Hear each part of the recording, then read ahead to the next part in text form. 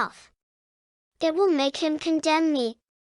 It will arouse hard feelings, impair all his further usefulness as a commander, and perhaps force him to resign from the army.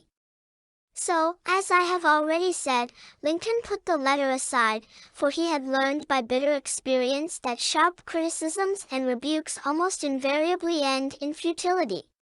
Theodore Roosevelt said that when he, as president, was confronted with a perplexing problem, he used to lean back and look up at a large painting of Lincoln which hung above his desk in the White House and ask himself, what would Lincoln do if he were in my shoes? How would he solve this problem? Mark Twain lost his temper occasionally and wrote letters that turned the paper brown.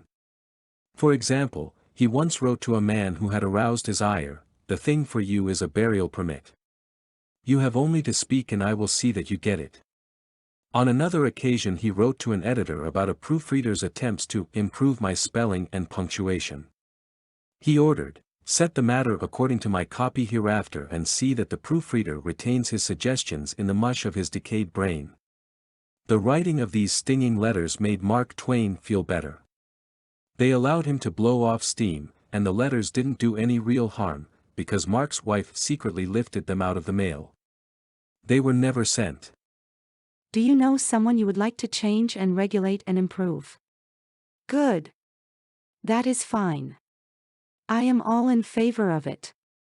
But why not begin on yourself? From a purely selfish standpoint, that is a lot more profitable than trying to improve others, yes, and a lot less dangerous. Don't complain about the snow on your neighbor's roof, said Confucius, when your own doorstep is unclean. When I was still young and trying to impress people, I wrote a foolish letter to Richard Harding Davis, an author who once loomed large on the literary horizon of America. I was preparing a magazine article about authors, and I asked Davis to tell me about his method of work. A few weeks earlier, I had received a letter from someone with this notation at the bottom, dictated but not read. I was quite impressed. I felt that the writer must be very big and busy and important. I wasn't the slightest bit busy, but I was eager to make an impression on Richard Harding Davis, so I ended my short note with the words, dictated but not read. He never troubled to answer the letter. He simply returned it to me with this scribbled across the bottom, "Your bad manners are exceeded only by your bad manners." True, I had blundered, and perhaps I deserved this rebuke. But, being human, I resented it. I resented it so sharply that when I read of the death of Richard Harding Davis 10 years later, the one thought that still persisted in my mind, I am ashamed to admit, was the hurt he had given me. If you and I want to stir up a resentment tomorrow that may rankle across the decades and endure until death, just let us indulge in a little stinging criticism, no matter how certain we are that it is justified. When dealing with people, let us remember we are not dealing with creatures of logic. We are dealing with creatures of emotion, creatures bristling with prejudices and motivated by pride and vanity. Bitter criticism caused the sensitive Thomas Hardy, one of the finest novelists ever to enrich English literature, to give up forever the writing of fiction. Criticism drove Thomas Chatterton, the English poet, to suicide. Benjamin Franklin, tactless in his youth, became so diplomatic, so adroit at handling people, that he was made American ambassador to France. The secret of his success? "I will speak ill of no man," he said, "and speak all the good I know of everybody." Any fool can criticize, condemn and complain, and most fools do. But it takes character and self-control to be understanding and forgiving.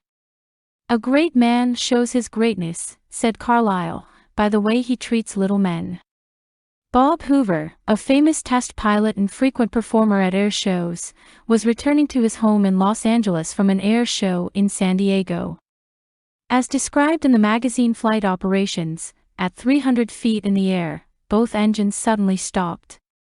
By deft maneuvering he managed to land the plane, but it was badly damaged although nobody was hurt. Hoover's first act after the emergency landing was to inspect the aeroplane's fuel.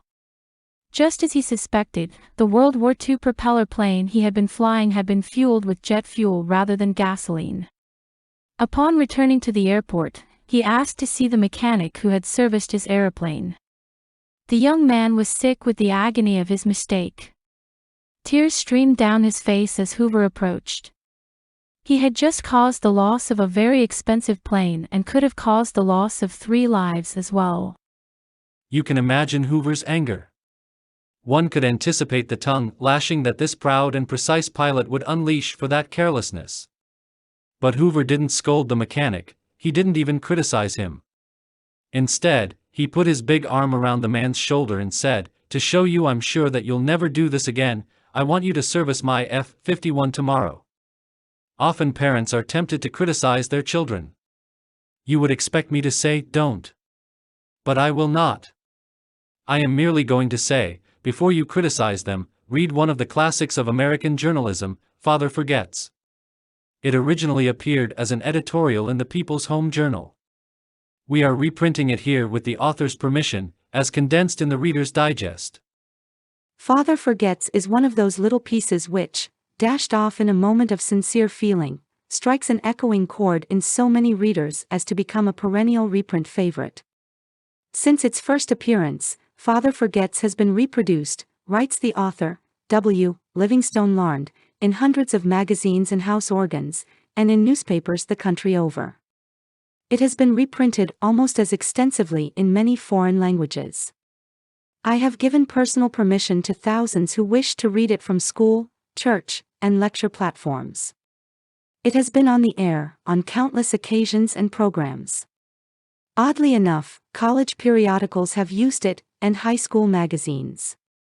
Sometimes a little piece seems mysteriously to click. This one certainly did. Father Forgets. W. Livingston Larn. Listen, son, I am saying this as you lie asleep, one little paw crumpled under your cheek and the blonde curls stickily wet on your damp forehead.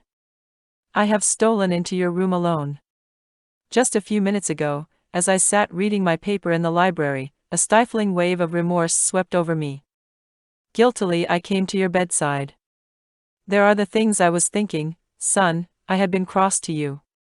I scolded you as you were dressing for school because you gave your face merely a dab with a towel. I took you to task for not cleaning your shoes. I called out angrily when you threw some of your things on the floor. At breakfast I found fault, too. You spilled things. You gulped down your food. You put your elbows on the table. You spread butter too thick on your bread. And as you started off to play and I made for my train, you turned and waved a hand and called, "Goodbye, Daddy," and I frowned, and said in reply, "Hold your shoulders back." Then it began all over again in the late afternoon.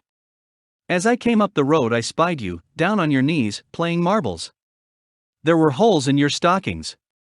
I humiliated you before your boyfriends by marching you ahead of me to the house. Stockings were expensive, and if you had to buy them you would be more careful. Imagine that, son, from a father. Do you remember, later, when I was reading in the library, how you came in timidly, with a sort of hurt look in your eyes? When I glanced up over my paper, impatient at the interruption, you hesitated at the door. "What is it you want?" I snapped. You said nothing, but ran across in one tempestuous plunge, and threw your arms around my neck and kissed me, and your small arms tightened with an affection that God had set blooming in your heart and which even neglect could not wither. And then you were gone, pattering up the stairs.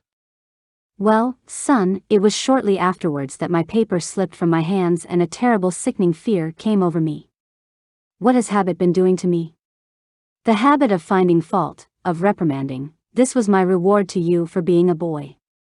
It was not that I did not love you, it was that I expected too much of youth. I was measuring you by the yardstick of my own years. And there was so much that was good and fine and true in your character. The little heart of you was as big as the dawn itself over the wide hills. This was shown by your spontaneous impulse to rush in and kiss me good night. Nothing else matters tonight, son. I have come to your bedside in the darkness, and I have knelt there, ashamed.